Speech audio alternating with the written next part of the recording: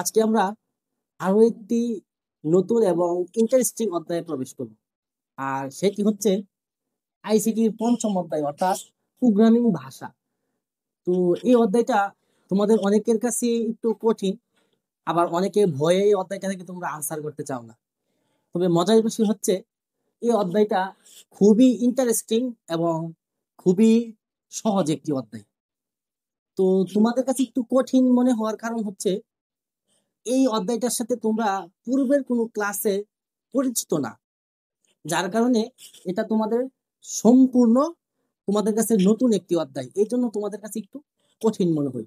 তবে আমি কথা দিচ্ছি, তোমরা যদি আমাদের সবগুলো ক্লাস পুরোপুরি মনোযোগ দিয়ে ফলো করো, তাহলে ইনশাল্লাহ এই ক্লাসগুলো শেষে তোমরা বলবা যে এই পঞ্চম অধ্যায়ের মতো সহজ এবং মজার আইসিটিতে আর কোনো অধ্যায় নেই। সো চলো কথা না বাড়িয়ে আমরা এই অধ্যায়টা শুরু করি। তো আজকে আমরা প্রথমেই দেখবো প্রোগ্রামিং কি। আমাদের এই অধ্যায়টার নাম কিন্তু প্রোগ্রামিং ভাষা। তো প্রোগ্রামিং জিনিসটা কি? প্রোগ্রামিং হচ্ছে কোনো সমস্যা সমাধানের জন্য কম্পিউটারের ভাষায় ধারাবাহিকভাবে কতগুলো কমান্ড বা নির্দেশের সমষ্টিকে প্রোগ্রামিং বলে। আবারও বলতেছি, কোনো কম্পিউটারকে ওই কম্পিউটারের ভাষায় ধারাবাহিকভাবে কিছু কমান্ড বা নির্দেশের সমষ্টি হচ্ছে কি প্রোগ্রামিং। এরপর হচ্ছে প্রোগ্রামিং ভাষা। প্রোগ্রামিং ভাষা কি বা কাকে বলে?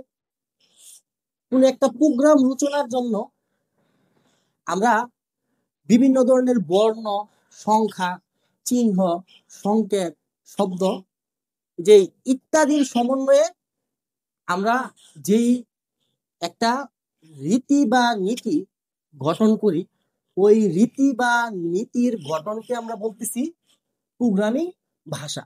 অর্থাৎ আমরা প্রোগ্রাম রচনার জন্য বিভিন্ন ধরনের সাংকেতিক চিহ্ন, বর্ণ, সংখ্যা এই ইত্যাদির সমন্বয়ে গঠিত নিয়ম নীতিকেই বলবো কি প্রোগ্রামিং ভাষা।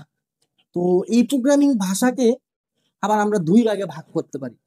একটা হচ্ছে বৈশিষ্ট্য বা স্তর অনুযায়ী প্রোগ্রামিং ভাষা, আর একটা হচ্ছে প্রজন্ম প্রজন্ম অনুযায়ী প্রোগ্রামিং ভাষা।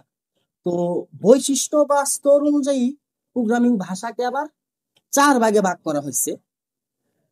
প্রথমে হচ্ছে নিম্ন স্তরের ভাষা, আর নিম্ন স্তরের ভাষাকে আবার কি দুই ভাগে ভাগ করা যায়। একটা হচ্ছে মেশিন ভাষা, আর একটা হচ্ছে অ্যাসেম্বলি ভাষা। 2 নম্বর হচ্ছে মধ্য স্তরের ভাষা, 3 নম্বর উচ্চ স্তরের ভাষা, এবং 4 নম্বর হচ্ছে স্বাভাবিক বা ন্যাচারাল ভাষা। আর প্রজন্ম অনুযায়ী যদি আমরা দেখি 1 থেকে 5 পর্যন্ত, অর্থাৎ প্রথম প্রজন্ম ভাষা, এটা 1945 সালে শুরু হয়েছে। দ্বিতীয় প্রজন্ম ভাষা 1950 সাল, তৃতীয় প্রজন্ম ভাষা 1960 সাল, চতুর্থ প্রজন্ম ভাষা 1970 সাল, এবং পঞ্চম প্রজন্ম ভাষা 1980 থেকে বর্তমান পর্যন্ত চলতেছে। তো এইগুলো ছিল মোটামুটি প্রজন্ম অনুযায়ী এই ভাষা, প্রোগ্রামিং ভাষার যে বিভাজনটা। তো আমরা মূলত এখান থেকে এই বৈশিষ্ট্য অনুযায়ী বা স্তর অনুযায়ী যে ভাষাগুলোকে ভাগ করা হয়েছে প্রোগ্রামিং ভাষাকে, এর মধ্যে এই একটা প্রথম যে নিম্ন স্তরের ভাষাটা, এই এটার মধ্যে একটা আছে কি মেশিন ভাষা, আর একটা হচ্ছে অ্যাসেম্বলি ভাষা। তো এখন আমরা এই দুইটা নিয়ে একটু আলোচনা করব, মেশিন ভাষা কাকে বলে এবং অ্যাসেম্বলি ভাষা কাকে বলে। তোমরা জাস্ট এই টার্মগুলোর সাথে আপাতত একটু শুধু জাস্ট পরিচিত হও, এই টার্মগুলো জাস্ট একটু শুধু মনে রাখবা। তো চলো দেখি মেশিন ভাষা কাকে বলতেছি আমরা এবং অ্যাসেম্বলি ভাষা কাকে বলতেছি। তো মেশিন ভাষা কাকে বলে?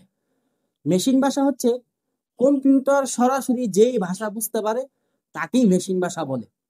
আর অ্যাসেম্বলি ভাষা কাকে বলতেছি আমরা? যে ভাষায় অক্ষরের পরিবর্তে সংকেত বা নেমোনিক কোড ব্যবহার করা হয় তাদেরকে আমরা বলি অ্যাসেম্বলি ভাষা। তো আমরা যে কোনো একটি ভাষায় লিখি, প্রোগ্রামিং ভাষা যে কোনো একটাই লিখি, আমাদের অনুবাদক ভাষার প্রয়োজন হয়। অর্থাৎ অনুবাদকের প্রয়োজন। ধরো কথার কথা, একজন বাংলাদেশি আর একজন হচ্ছে চাইনিজ, চীনা, তো দুইজনের ভাষা তো হয়েছে দুই রকম, তাই না? তো বাংলাদেশি বাংলা ভাষায় কথা বলবে, চাইনিজ চাইনা ভাষায় কথা বলবে।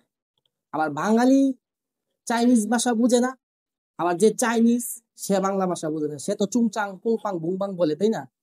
তো এই চুংচাংটাকে বাংলাতে বুঝার জন্য, কিংবা বাংলা ভাষায় যে কথা বলতেছে এই বাংলা ভাষাটাকে চুংচাঙে কনভার্ট করার জন্য আমরা মাঝখানে যদি একজনকে রাখি যে বাংলাও বুঝে আবার চুংচাংও বুঝে, তাই না? তো তাহলে কি হইতেছে, তাহলে আমি যে বাংলাটা বলতেছি সে হচ্ছে আমার বাংলাটা ওই চাইনিজকে ব্যাখ্যা করে দিতেছে তার ভাষায়, আবার চাইনিজ যা বলতেছে এই তার ভাষাটাকে কি সে আবার আমাকে বাংলাতে কনভার্ট করতেছে। এই যে দুভাষী, সে দুইটা ভাষায় কি দুইজনকে দুইজনের ভাষায় বুঝিয়ে দিতেছে, তাকে আমরা বলতেছি অনুবাদক বা দুভাষী বলে। তো ঠিক সেম ভাবে এই প্রোগ্রামিং, আমরা যখন কোন একটা কোড বা প্রোগ্রাম লিখি, আমরা কম্পিউটারকে কম্পিউটারের ভাষায় কি দেই, দিক নির্দেশনা দিই, তাই না? তো ওই কম্পিউটারকে আমরা যা নির্দেশনা দিতেছি ওইটা বুঝিয়ে দেওয়ার পর কম্পিউটার থেকে কি আমরা যেই কোডটা বা যেই ইনস্ট্রাকশন গুলা দিতেছি ওই অনুযায়ী আমাদের একটা আউটপুট আসে।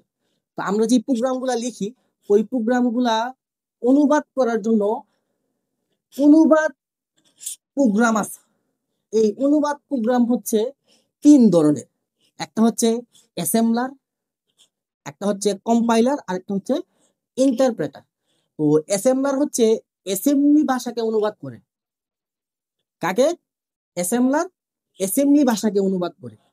আর কম্পাইলার কি করে? কম্পাইলার হচ্ছে আমরা যে প্রোগ্রামটা লিখি বা কম্পিউটারকে দেই, এই কম্পাইলার একসাথে সম্পূর্ণ প্রোগ্রামটাকে সে কি করে অনুবাদ করে। ধরো কথার কথা, এখানে একটা পেজ তুমি লিখছো, লিখার পর তুমি গুগলের মধ্যে যখন এই তোমার পুরোটা, ধরো তুমি ইংরেজিতে একটা কিছু লিখছো, তো এই ইংলিশটা তুমি পুরোটা বাংলা ট্রান্সলেট করতে চাইতেছো, তাই না?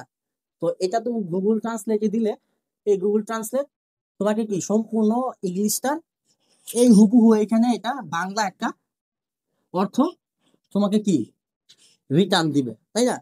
তো এই কম্পাইলার হচ্ছে কি, এই তুমি যত লাইন লিখো, 1 লাইন 10 লাইন 20 লাইন 100 লাইন, যত লাইনই তুমি লিখো এই পুরোটাকে ইন্টারপ্রেটার কম্পাইলার একসাথে তোমাকে অনুবাদ করে দিবে। আর ইন্টারপ্রেটার হচ্ছে কি, একটা লাইন পড়বে, একটা লাইন অনুবাদ করবে, অর্থাৎ লাইন বাই লাইন সে তোমাকে অনুবাদ করে দিবে। তুমি এখানে 10 লাইন দিছো, তোমাকে সে 10টা লাইন 10 বার পড়বে, তারপর প্রত্যেকটার জন্য কি একটা লাইন পরে একটা লাইন অনুবাদ করবে, একটা লাইন পরে একটা লাইন অনুবাদ করবে। বুঝতে পারছো? আমি আবারও বলতেছি, এই কম্পাইলারের কাজ হচ্ছে কি, তুমি যতটুকু প্রোগ্রাম দিবা পুরাটা প্রোগ্রাম সে একসাথে কি করবে, অনুবাদ করে ফেলবে। আর ইন্টারপ্রেটার কি করবে, একটা লাইন পড়বে, একটা লাইন অনুবাদ করবে, একটা লাইন পড়বে, একটা লাইন অনুবাদ করবে। তো যাই হোক, আশা করি এতটুকু বুঝতে পারছো। তো আমরা এই চ্যাপ্টারটা খুব সহজভাবে এবং মজা করে তোমাদের সামনে উপস্থাপন করার চেষ্টা করবো। বাকি ক্লাসগুলো, যে সামনের ক্লাসগুলো আসতেছে ওই ক্লাসগুলোতে তোমরা খুব মনোযোগ দিয়ে এই চ্যাপ্টারটা করবা। আমি তোমাদের কথা দিচ্ছি, এই চ্যাপ্টারটা আমি তোমাদের সামনে এমন ভাবে উপস্থাপন করবো, তোমরা চ্যাপ্টারটা শেষ হওয়ার পর তোমরা এই কথা বলতে বাধ্য হবা যে ভাইয়া, আইসিটির মধ্যে সবচেয়ে সহজ চ্যাপ্টার হচ্ছে চ্যাপ্টার 5। তো যাই হোক, আজকে আমাদের এই ক্লাসটা ছিল জাস্ট একটু পরিচিতিমূলক ক্লাস, এবং এখানে যে টার্ম গুলা বলছি আমি, হ্যাঁ, এই টার্ম গুলা তোমরা একটু মাথায় রাখার চেষ্টা করবা। এই টার্ম গুলা থেকে প্রায় সময় কি তোমাদের ক এবং খ নাম্বার প্রশ্নে প্রায় সময় তোমাদের দিয়ে দেই। সো তোমরা এই টার্ম গুলা মাথায় রাখবা। আমরা আস্তে আস্তে আস্তে আস্তে খুব মানে ধীরে ধীরে আমরা এই চ্যাপ্টারটা খুব সহজভাবে আয়ত্ত করব। ঠিক আছে? তো আজকের ক্লাসটা এতটুকুই। দেখা হচ্ছে আমাদের পরবর্তী ক্লাসে তাহলে। ততক্ষণ পর্যন্ত ভালো থেকো। আল্লাহ হাফেজ।